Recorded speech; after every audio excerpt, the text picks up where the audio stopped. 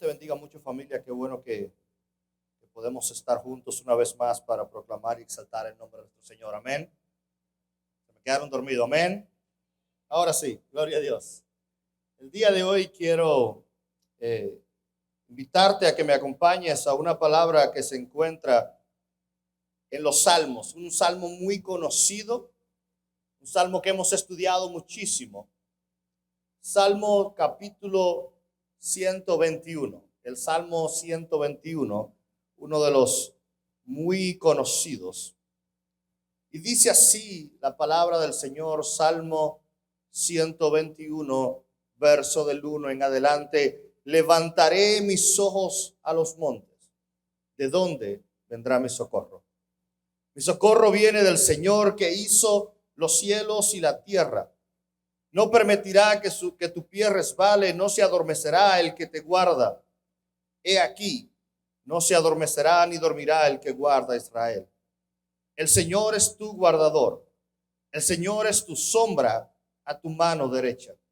El sol no te herirá de día, ni la luna de noche. El Señor te protegerá de todo mal. Él guardará tu alma.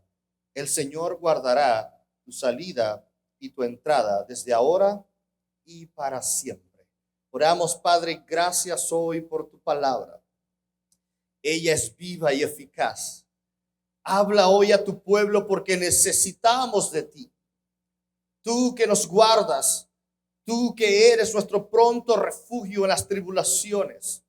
A ti clamamos hoy, a ti buscamos hoy y nuestros ojos se levantan hacia ti. En el nombre poderoso de Jesús. Amén y amén. Salmo 121, seguro que lo hemos leído mucho. Seguro que de alguna manera u otra lo hemos tenido a veces escrito en promesarios o lo hemos leído antes de acostarnos o alguien te lo ha regalado de alguna manera. Muchos conocen el Salmo 121 como el Salmo del viajero. Y la razón de que se conoce como el Salmo del viajero es porque se cree que fue escrito por David mientras estaba alejado de su tierra. Quizás estaba en algunos momentos de eso que la Biblia narra como tiempos en los que reyes iban a la batalla. O quizás en cualquier otro de circunstancia que le llevó a estar lejos de Dios. O lejos, perdón, de su casa, pero nunca de Dios. Lejos de lo que tenía cerca. Lejos de lo que conocía y su refugio.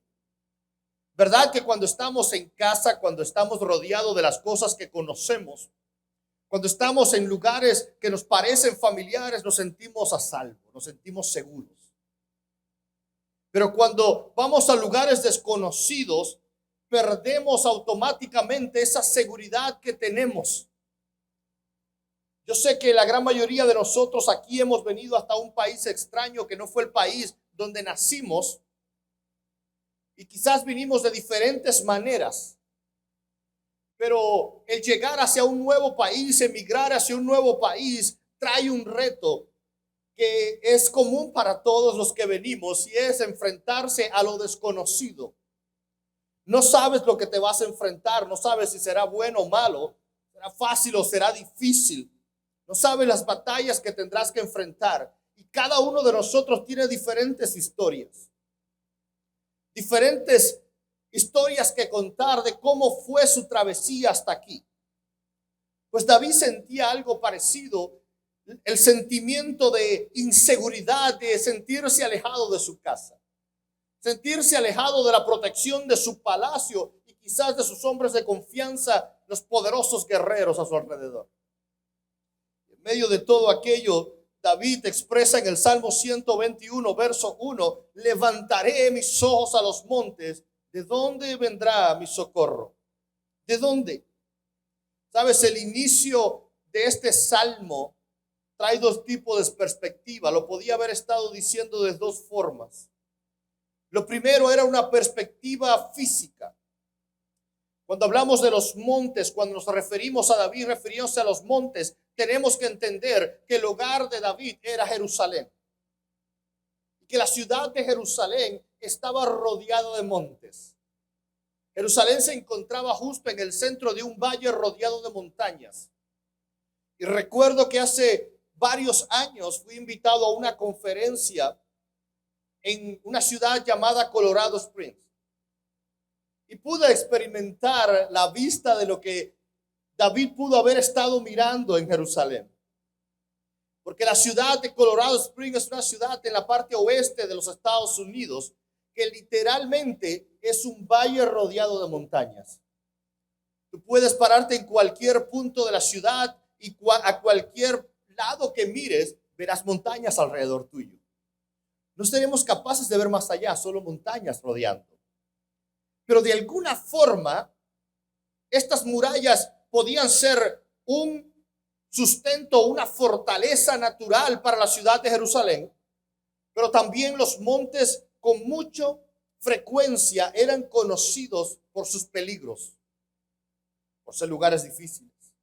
Las murallas alrededor de Jerusalén eran comúnmente conocidas por salteadores, por ladrones cerca de ellos.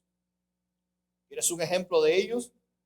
Una que conocemos mucho, Lucas capítulo 10, verso 30. Respondió Jesús diciendo: cierto hombre bajaba de Jerusalén a Jericó y cayó en manos de salteadores, los cuales después de despojarlo y de darle golpe, se fueron dejándolo medio muerto. La parábola del buen samaritano.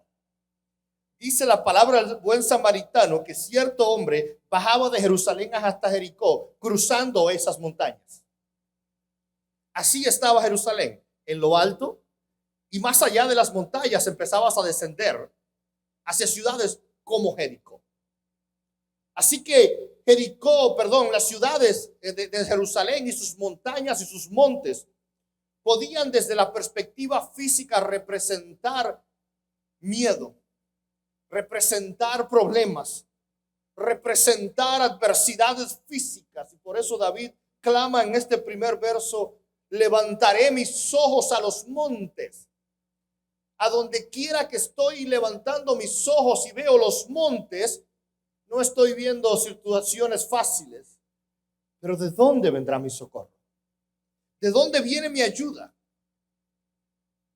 David era capaz de expresar una preocupación real, porque estos montes eran también conocidos por ser abundantes de fieras salvajes. Así que David usa aquella ilustración para decir: cuando miro a los montes, cuando veo las batallas, cuando veo las grandes montañas, ¿de dónde vendrá mi ayuda? ¿De dónde vendrá mi esperanza en tiempos difíciles? También hay una perspectiva espiritual. Quizás que David pudo referirse también a lo difícil de los montes. Y la razón es que en la cultura que reinaba entre todos ellos, en la religión cananea, los habitantes de aquella tierra antes que Israel los conquistara, aquellos montes eran considerados lugares de adoraciones a sus dioses. Muchas veces vamos a ver en la Biblia diferentes capítulos, diferentes versos que hacen referencia a altares en los lugares altos a los ídolos. Altares donde se sacrificaba a dioses falsos. Así que no solo era un peligro real y físico aquellos montes, también era una representación de una religión apartada, de un pueblo que estaba alejado de su Dios, adorando dioses ajenos. Así que tanto físico como espiritual, los montes representaban para David, representaban un reto y un problema demasiado fuerte. Y en medio de todo aquello decía: ¿dónde vendrá mi ayuda? ¿De dónde vendrá mi socorro? ¿De dónde vendrá mi auxilio? Entonces yo quiero empezar con esto para que nos entendamos que tú y yo no somos los únicos que vemos problemas. David los veía alrededor de ellos. Que tú y yo podemos enfrentar situaciones y montes difíciles de escalar por un ambiente físico muchas veces, sea una enfermedad, sea una necesidad física, sea escasez, sea hambre, sea diferentes razones físicas a nuestro alrededor que batallamos. Pero también muchas veces enfrentamos situaciones espirituales, enfrentamos decaimiento, enfrentamos enfriarnos, enfrentamos que nuestro corazón se endurece, enfrentamos que nuestra fe se debilita, enfrentamos que tantas batallas que estamos librando me están menguando mi vida y mi relación con Dios. Esto era lo que pasaba a David y quizás es algo que pasemos nosotros. Entonces quizás muchos de nosotros clamamos en diferentes ocasiones la misma oración de David en el verso 1. ¿De dónde vendrá mi ayuda cuando lo necesito? ¿De dónde vendrá mi socorro cuando yo solo puedo ver problemas físicos y espirituales que me rodean como las montañas de Jerusalén?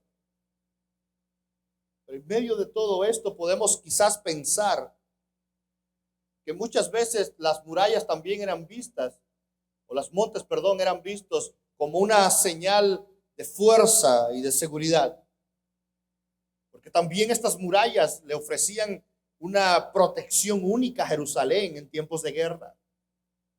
Entonces, ¿sabes lo que reta esto para nosotros? Que esta frase de David, cuando miro a los montes, ¿de dónde vendrá mi socorro?, pueden haber sido de dos formas. Esto puede, ahora lo leemos en una línea escrita, pero no sabemos la entonación. Porque quizás según hablamos, las frases, aunque sean escritas iguales, pueden significar algo diferente. Quizás podemos decir, sí, todo está bien. O podemos decir, sí, todo está bien. Muchas veces no expresamos solo con palabras cómo nos sentimos, pero sí de la forma en que lo hacemos. Muchas veces hay personas que quieren decir lo mismo, estoy bendecido, y te están hablando de algo bueno, pero hay gente que te dice, estoy bendecido, con una tristeza en su alma, que dice todo lo contrario. Entonces, ¿qué decía David acá? David podía decir desde una perspectiva de miedo, cuando miro a los montes solo veo problemas. O podía decir, cuando miro a los montes solo veo fortaleza y muralla y protección. ¿Qué decía David acá? Porque las dos cosas aplican. Los montes eran vistos de diferentes maneras, para lo bueno o para lo malo. Así que la pregunta aquí consiste, ¿cuál era el ángulo que David lo estaba viendo? Cuando tú y yo vemos los problemas, ¿cómo los estamos viendo? ¿Desde qué ángulo lo estamos viendo? ¿Desde el ángulo físico o desde el ángulo de las promesas de Dios para nuestras vidas? Esto es muy interesante, ¿sabes por qué? Porque definir lo que estamos viendo es importante. Lo que estamos pasando es importante. Para David, ¿qué era lo que estaba pasando acá? ¿Cómo David percibía lo mismo? Hay personas que pueden ver en una situación el fin de su camino, pero hay personas que pueden ver en la misma situación una oportunidad para crecer. Siempre está el famoso dicho de aquel que le tiran piedras y son capaces de que lo maten con las piedras que le tiran. Pero hay otros que toman las mismas piedras y hacen en ello la plataforma en la que se van a levantar. El tema es cómo reaccionamos con las cosas que nos pasan. Y si sigues leyendo el Salmo, tendremos la respuesta de cómo David lo veía. Porque dice la palabra de Dios que lo que David estaba viendo era algo totalmente diferente. ¿De dónde vendrá mi socorro? David decía, mi socorro viene de Jehová, el que hizo los cielos y la tierra. Y mira lo que dice el verso 3. Él no permitirá que tu pie resbale y no se adormecerá el que te guarda. David estaba viendo que por más alto que fueran los montes, había protección divina. Yo no sé tú, pero yo soy terrible con trabajos que sean de noche. Yo sé que hay gente que lo ama. Por allá tramé, él ama. Mi cuñado ama trabajar de noche, mi esposa lo mismo. Hay gente que son buenas trabajando de noche. Yo soy terrible. ¿Ya? Cuando ya llega la zona, y lo he tenido que hacer, he trabajado en trabajos de tercer turno, y no he tenido otra alternativa.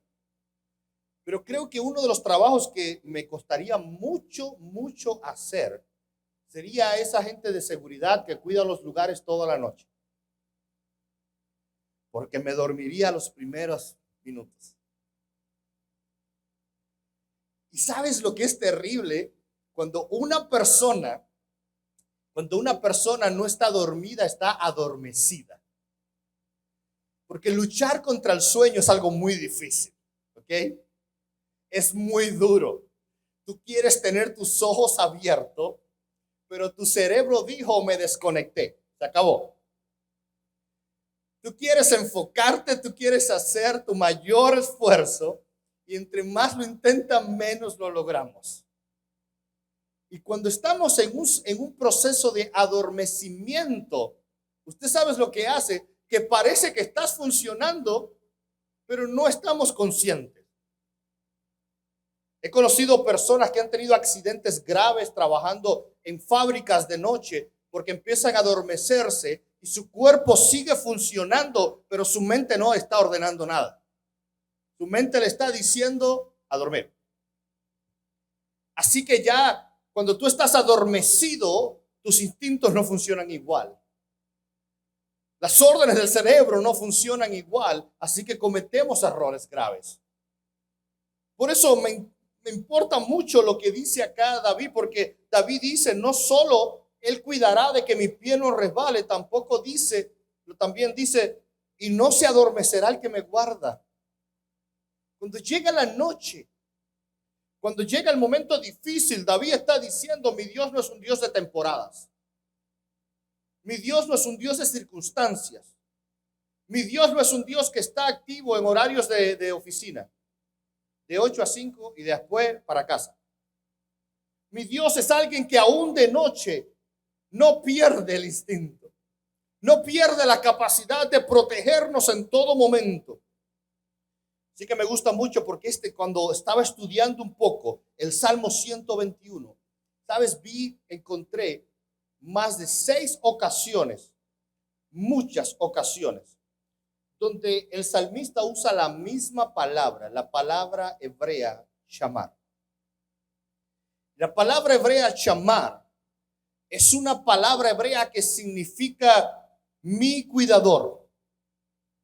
Y hoy, al estar acá, no tuve cómo mostrarle todo en pantalla. Se lo debo para la próxima. Pero sabes, aquellos que toman nota, palabra shamar significa literalmente ser cercados alrededor. Habla de ser guardados, protegidos y cuidados. Por lo tanto, tú sabes lo que significa la palabra shamar. Cuando los hebreos se referían a Jehová shamar, decían, Dios es mi cuidador. Dios es el que me protege.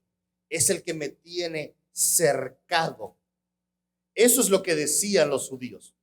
Los judíos decían, la palabra shamar era mucho más. Es decir, me siento seguro, me siento rodeado, me siento protegido por aquel que me llamó. Y David usa la palabra shamar 6 veces en el Salmo 121. En diferentes versos comienza a usarlo una y otra vez, y le comienza a decir, Él es mi shamar. Y eso es lo que quería cuando buscaba y entendía, podía entender lo que David estaba hablando. David no estaba viendo solo problemas. David veía aquellas montañas como la representación de un Dios que nos rodea, de un Dios que nos cubre, de un Dios que es mi ayudador, es el que me guarda. Así que eso es más que una ayuda. Eso es más que simplemente llamar al 911, que siempre les pongo el mismo ejemplo en los Estados Unidos. Aquellos que convierten la oración como una llamada del 911, donde decimos, tengo una emergencia, ven a ayudarme.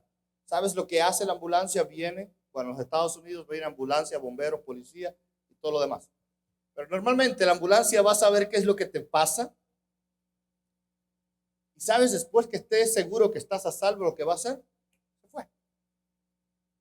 Eso así funcionan las emergencias. Las emergencias es, estás a salvo, me voy. Por lo tanto, David no está diciendo, tu Dios es el que cuando tú llames, cuando tú le busques, cuando tú hagas una oración, Él va a venir y te va a decir, a ver, hijo mío, ¿qué tienes? No, necesito esto. Y como aquel genio de la lámpara te concede tu deseo y se va. David te está diciendo, no. Mi Dios una y otra vez, mi Dios es un Dios que no solo vive conmigo, sino que me tiene cercado. Y lo decía una y otra vez, Salmo 91. Él habita, el que habita el abrigo del Altísimo morará bajo las sombras del Omnipotente. ¿Sabes qué? Bajo su abrigo, bajo sus alas. Dice el Salmo más adelante, bajo sus alas estaré seguro. Esa acción David la experimentó tantas veces. Por eso David podía entender otra dimensión de Dios. Podía entender quién era el Dios que él servía. Porque él estuvo viendo su vida pasar frente a sus ojos con una lanza de un gran soldado directo a su cabeza. ¿Tú crees que David tenía tan buenos instintos? Ni tantos. ¿Quién era mejor peleando, Saúl o David? Por mucho Saúl. Por mucho era mejor guerrero Saúl. Así que Saúl no solo fue escogido por rey por ser alto y bonito. La Biblia habla de que Saúl era el mejor de su tribu, el más alto de su tribu. Y todos aquellos benjamitas eran guerreros buenos. Y no solo, batalló muchísimo, peleó muchísimas guerras. Así que a muy corta distancia no era muy común que un gran guerrero con una lanza fallara. David sabía lo que era tener su vida a punto de morir. David sabía lo que era estar rodeado en una cueva. David sabía lo que era estar teniendo miedo de verdad. David sabía lo que significaba ser incluso abandonado por su propia esposa. David sabía lo que significaba ser traicionado por gente de confianza. David sabía lo que significaba que no le creyeran ni su propia familia, que no le tuvieran en cuenta a nadie. David sabía lo que era el dolor de perder hijos. David sabía lo que era llorar. En medio de eso entendió otra dimensión de Dios. Entendió, mi Dios no es un Dios que viene cuando un día lo necesito, es un Dios que está. Por eso estas paredes alrededor me recuerdan solo una cosa, me recuerdan, ¿sabes? No solo montes llenos de ladrones, llenos de asesinos. Me recuerdan la muralla de Michamar. Me enseñan que estoy rodeado por Él. Me enseñan que estoy protegido por Él. En montes difíciles sigo protegido por Él. Y hay gente que literalmente está escalando una montaña. Hay gente que literalmente está intentando hacer algo con su vida. Hay gente que está incluso pasando desiertos fuertes. ¿Sabes lo que dice David? David dice en el verso 5, el Señor es tu guardador, el Señor es tu sombra a tu mano derecha. Yo lo leía y decía, ¿por qué? ¿Cómo que la sombra a la mano derecha? A mí me cuadraría mejor. Yo no sé si alguna vez tú lo has hecho. Yo siempre leo cosas así que no entiendo y diría, bueno, yo lo escribiera diferente. Pero es que él no estaba hablando simplemente de sombra. Está hablando, la Biblia se refiere muchas veces a la acción de lo que hace tu mano derecha, de acciones. Lo que tú ejecutas, lo que tú comienzas a hacer, todo lo que tú emprendes, Él será tu sombra. En ese desierto, Él es tu sombra. Chamar es la sombra del desierto, donde no te va a herir el sol ni la luna, dice el Salmo. Allí, Él es tu protección, en lo que tú emprendes. Así que tú quieres que Dios te bendiga. Así que tú quieres realmente ser bendecido, ser prosperado por Dios. Tengo una noticia para ti. Si tú quieres realmente ser bendecido por Dios, permite que Dios te rodee. Permite que Dios te bendiga de una manera tal que viva contigo, que habite contigo, para que donde quiera que tú vayas, la sombra de Dios te acompañe. Para lo que sea que tú emprendas, la protección de Dios sea contigo. El llamar Jehová mi cuidador, sea mi ayuda en los momentos difíciles, sea mi socorro en los momentos de adversidad. Eso era la confianza de David. Ayúdame aquí, Amaya, por favor. Hace un tiempo leí un libro, es en inglés, no lo he encontrado en español. Así que aquellos que leen un poco de inglés se los recomiendo. Los que no, esperemos que algún día esté en español para que lo puedan leer. Este libro se llama En canoas por las montañas. Y cuando yo leí el título, por primera vez, yo dije, ¿qué título más absurdo? Yo he estado en un kayak en muchos de los lagos que nos rodean. Tenemos esa posibilidad en el agua, pero yo por más que intentaba, no podía entender cómo alguien podía andar en un kayak o en una canoa, que básicamente es un pequeño bote para una persona. Brandon, help me with the keyboard, please.